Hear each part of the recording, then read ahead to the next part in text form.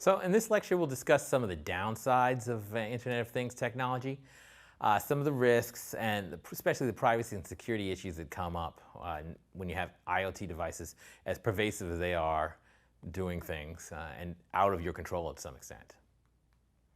So one advantage that we listed in the last lecture was that you don't have to depend on people as much, right? You can depend on your IoT device to do things for you, and you don't have to deal with people as much.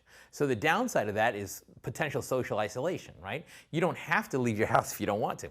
You can be a hermit, stay in your house, never walk out, and have everything come to you, right? Now, usually it doesn't go to that extreme, but it can happen. That it depends on the mindset of the person who's using the device, but if you need to interact with people less, you have less of an excuse to go out there and deal with people. And this picture showing all these people looking at their cell phones, this is a constant problem, right? People looking at their phones, even in social, quote-unquote, social engagements. Say you're at a party, and people at the party, which is meant for human interaction, reading their cell phones and looking down at their devices rather than actually interacting. So you can have this risk, this increased risk of social isolation because you don't have to interact with people. Another big problem with IoT is that you're now more dependent on technology and all the infrastructure that comes along with it. So if things go down, like for instance my email, right? And my email, and this is not even really an Internet of Things issue, but email, I use it on a standard computer, right, or my phone too if I want to. But if email goes down, it's a serious impediment to me, right? I need my email on a daily basis, really an hourly basis. I need to get emails from people. And so when that type of thing goes down, it's a problem. For work and even for personal life, right? I communicate with some people personally through email or texting or whatever communication technology you use. When you're using it through IoT, through the internet and through your devices, when your device goes down or when the network itself goes down, it's a big problem for you. So power outages in general are a big problem, right? Because all your devices are going down. I mean, their charges are going to die even if they're on battery.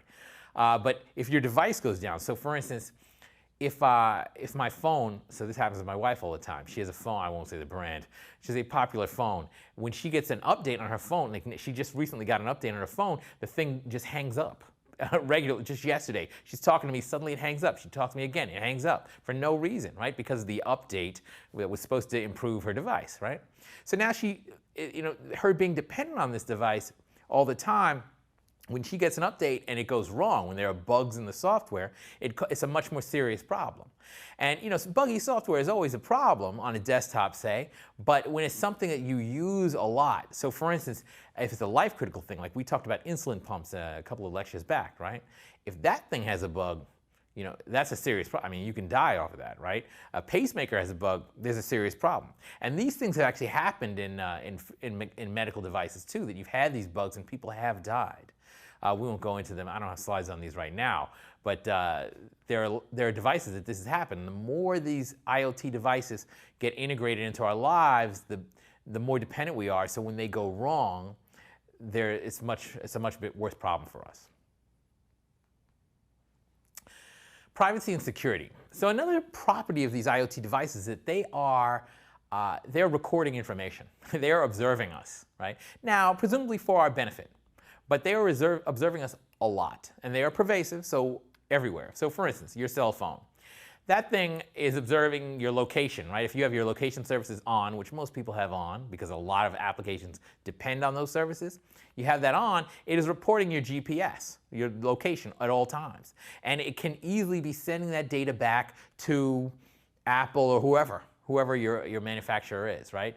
And that happens all the time. This type of data is being tracked by your phone and sent back to some central location. Now, maybe they're using it for good purposes, to help you. Like having your location means that when you're looking for a restaurant, you don't have to report your location, it just knows and it can tell you where all the nearby restaurants are. So that can be beneficial.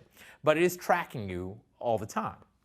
Health monitors, they're tracking your health information, right, all the time, and sending them on a network to some cloud server. So, there's important information about your health that is being transmitted over the network and stored in some remote server. TV watching habits, media watching, whatever media you're watching, that type of thing is, so say you've got a new TV, it can track, in fact, it typically records what you watch. In fact, like my DVR, it flags, when I'm looking at the list of TV shows, it flags which ones it thinks I'll want to watch, right? Now, how does it figure that out? It's tracking my activity, knows what type of shows I've watched in the past, finds similar shows and suggests them to me. So that's a benefit, right? But just understand that it is tracking everything that you're watching on your TV or your DVR, things like this. Actually, we see this all the time with people must have interacted with this when you buy something online. So one thing I do is I build quadcopters with my son. You know, we build quadcopters. I have a research project on this. Remote control, right? Whenever I make a purchase, like a quadcopter purchase, suddenly all the ads I see are for quadcopter parts, right? Motors and RC control and all this. And you must have interacted with this, right? It's tracking what you're buying and then just throwing ads at you. It's doing it for marketing purposes, but it's throwing ads at you according to, you know, things that you have bought in the past. So purchasing habits, right? Cell phone or whatever device you're purchasing on. If, say, it's your refrigerator making purchases for you, food purchases for you, something like that, the fridge itself can track that data and give it to some third party. Driving habits. So cars have lots of sensors about the speed and things like that, and what if you're hitting the brakes, something like that. And car incident reporting, the insurance agencies can use that when you're trying to get money back for your car. So say you crash your car and you say, look, I was hitting the brake, and they say, well, the car says you weren't hitting the brake, so you owe us this much money, right? So that type of data is being recorded, sent to insurance agencies, and they can use that against you. So data can be used to market to you.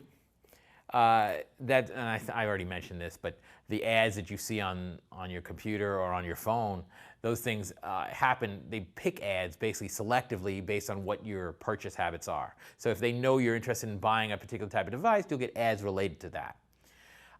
Health problems. So if they know you're on a certain type of drug, they'll give you ads for related drugs, for related issues, things like this.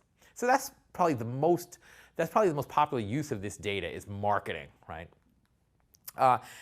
You give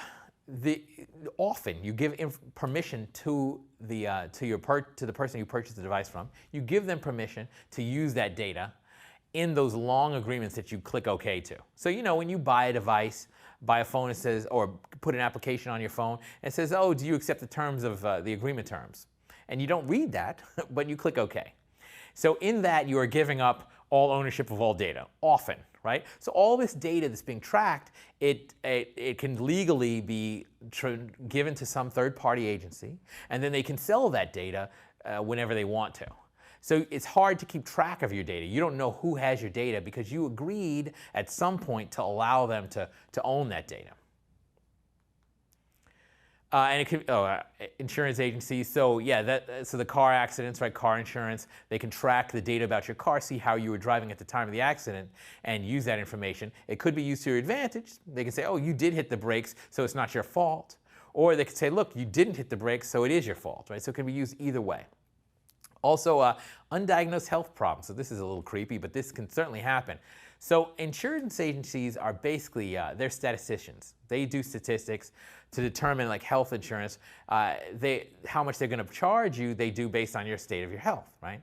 So they can predict what the state of your health will be based on available data. So for instance, say you've got Fitbit, and Fitbit is recording data about your health, how your heart rate, and things like this. That data can be used by an insurance agency to figure out how much they want to charge you. They can say, look, based on your health right now, we can predict that in a few years you might come down with this disease, and so we're going to charge you more. So this type of information is very useful to different agencies in different ways. And you should be aware that while these IoT devices are beneficial to you, they are storing data, and that data may or may not be in your control. Security is another thing. So this data can often this data is held in the cloud somewhere, right? So say Fitbit, it tracks your data, it sends it to some cloud servers. Now this is medical information, and you would like it to remain private. And they maybe try to keep it private, but there are hackers, right? There are people who steal data, and you must have heard about this in the news. And so the data can be attacked at the cloud server, and it's out of your control. So if that data isn't maintained in a secure way, so what we're showing over here is basically a rough picture of an encryption algorithm. But the idea is that data would need to be encrypted. If it's private data, health data, you'd like that to be encrypted on the cloud server. But you, as a user, don't have any control, direct control over whether encryption is being used, or maybe it's not being used consistently. You can't control that directly, right? That's up to the cloud server. So you are left to trust them to take care of your data. And often these agencies are not trustworthy. And I don't want to name names, but if you've heard about any hacks about particular companies having their databases stolen, and it's happened many times over the last few months, the last few years, that data isn't being held in a secure way, and then your private data is stolen. So this can happen. Thank you.